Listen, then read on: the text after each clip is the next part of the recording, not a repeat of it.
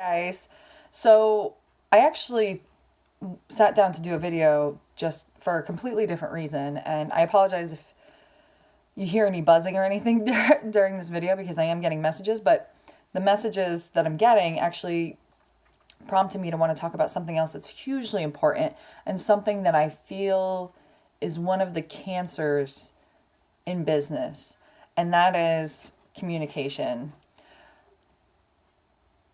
If you don't have somebody who exists in your corporation who is somebody of consequence and happens to be a great communicator, unless you go get training otherwise, chances are you probably have crappy communication in your organization. And I see it all the time.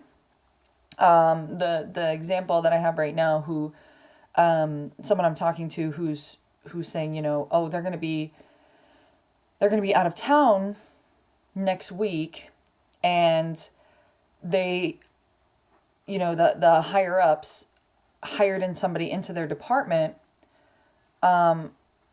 without, just giving them a start date without actually thinking about the fact that this person who's like the leader of that department, not thinking that person was not going to be there, much less actually coming and asking. So that's plain communication. That's you know issues, and it's partially it's people just not thinking, people not realizing how important these things are, and just it's like, okay, I'm supposed to hire somebody, I'm supposed to bring them in.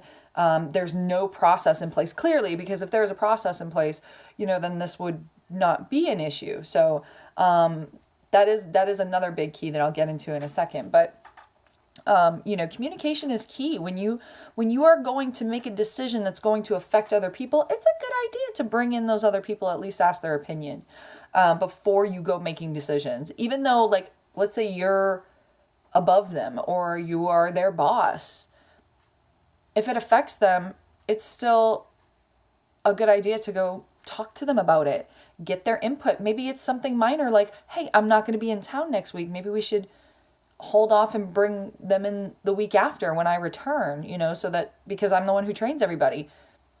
Makes sense, right? It's not because, and here's the thing is I think people, when there's a hierarchy in place, they feel like they don't have to go ask.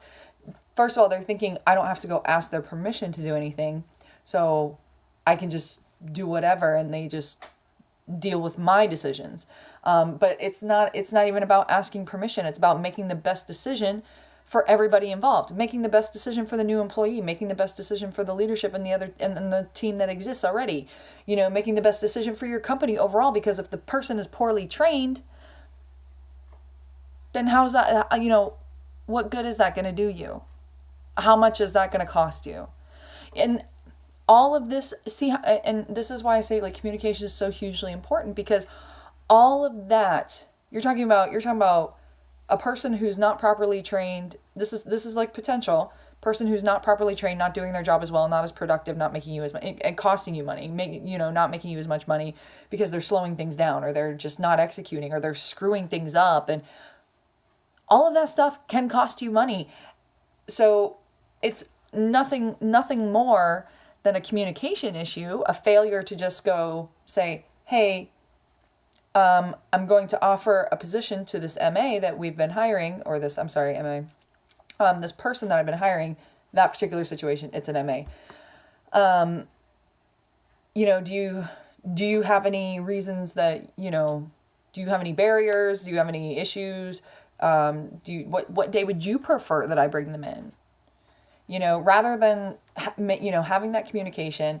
But, it's just very, very commonplace in business. And it contributes to the efficiencies that happen all the time. This right here, that is an inefficiency. And really one of the big problems that particular company has is they have no process for hiring and intake. None. When the last company I worked for, I implemented not only the entire hiring process, which I took notes from.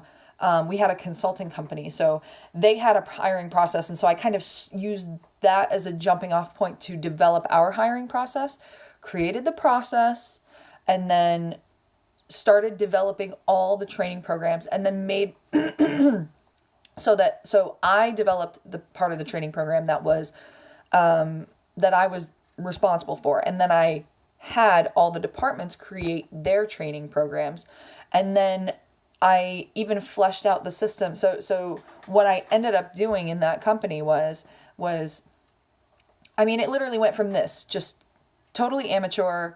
We're going to bring somebody in. They're just going to get thrown in. They're going to learn on the job. They're going to, and no real process or anything to it. And then doing that without the person who actually usually does the training, who is the lead and the most senior. Anyways, when a person was actually hired, I won't even get into the hiring process, but when they were hired, the first day was completely company culture. It was integrating them into our business and getting them aligned with what we expected, and the day in and day out stuff that applies to everybody, including like some very basic how to use our computer program. And then for the next, it depended on the department, but it would literally be from the next like 4 to 6 days, working days, that they would be shadowing. And when I say shadowing, I mean they went into every department. I had always seen this issue where, and part of it is a person issue, but sometimes, it would be a good employee, but they're just, maybe they're just frustrated in the moment because they're struggling, they're maybe really backed up or whatever it is, but they're struggling and they're frustrated. And, so they might look at somebody in another department who, when they look at them, they say, what are they doing right now? And the thing is they don't, when you don't know what all that other job position entails, it's very easy to, especially out of frustration, judge them and say, what is Susie over there doing? Like, she's just sitting there, and it might seem like she's just sitting there, but it's because you don't know what Susie's doing. So to kind of wipe that out and beat that to the punch, I developed this whole process of, after that first day of just learning about the company, the second day you were shadowing, and your day was split. You usually spent a half day in each department, depending on the departments. Sometimes you spent a whole day. It really depended. Excuse me. Kill that. There we go. But yeah, so there was a whole process, and every department had a training manual that everybody had to go by. And there were very clear set expectations. It took time to develop. I'm not going to say that this was like an easy process whatsoever. It took me years to develop. In fact, that's something else I could put out there and teach people to do. But yeah, so actually I need to write that down. I'm going to write that down. That's something anyways. I'm sorry, I'm thinking. I've been brainstorming all day, so my brain is like going 200 miles a minute. So, but either way, so in other words, so that whole process, I mean, you're talking about, now that's a process that involves how many people? So you bet your butt, like when I hired somebody, that all those people had to be contacted. So that if there was any kind of dilemma, if there was any kind of whatever, I would create the initial, this is the schedule, but then contact, it would be sent out to all those people, and if there's any issues, then it like gets worked out to where, then it works. Okay. So I mean, communication is key. So process is also key. That's why I just went through all that. We had a process to hiring people. Everyone knew the process. There were specific people that were responsible for parts of the process. Those shadowing days, it's not like we just, hey, throw you into this department and then have fun. There was somebody in the department who was responsible for actually like taking that person under their wing and going through stuff with them, while during their time there. And if they weren't going to be there, if there was some kind of something, usually if they weren't going to be there, it was like the schedule might have got rearranged or something so that they would be there on a day that the trainer is there. But if not, I mean, then it's coach someone else, prepare and coach someone else to be able to take on that responsibility in the other person's stead. So, these are the kind of things that you have to do to really create a business that's going to be efficient and run well. Efficient. I mean, there's no other word for it. And communication, it doesn't even just, communication is not just about improving efficiency, but I mean, communication, I think a lot of people have a lot of different communication styles. I don't think that's a fact. But one of the other major struggles there is not even just communicating like that, but communicating appropriately so that people are not misinterpreting each other. And I can't tell you, like, the people who really struggle with sending emails.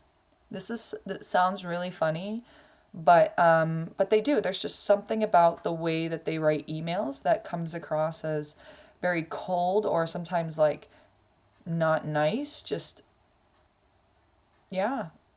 So it's a funny thing. Like, I mean, but it's important. Like, when you send those emails and things like that.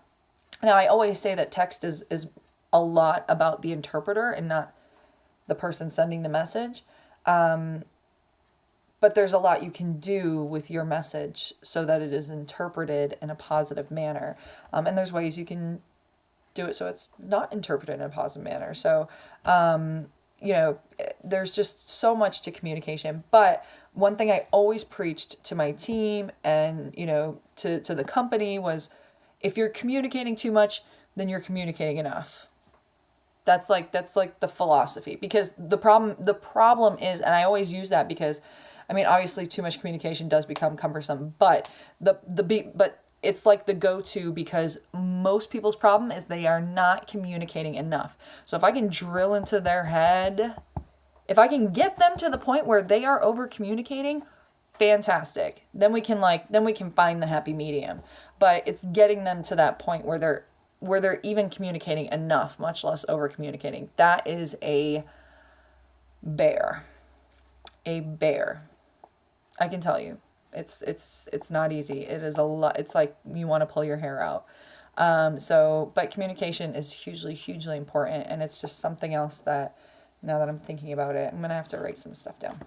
Now that I'm thinking about it, is another thing that I should really focus on, especially as now I'm gonna start going in and coaching my first team as a consultant. So yeah. Just something to think about. Over communicating is better than not communicating enough. So that's all I have for right now, and I'll talk to you guys soon. Bye.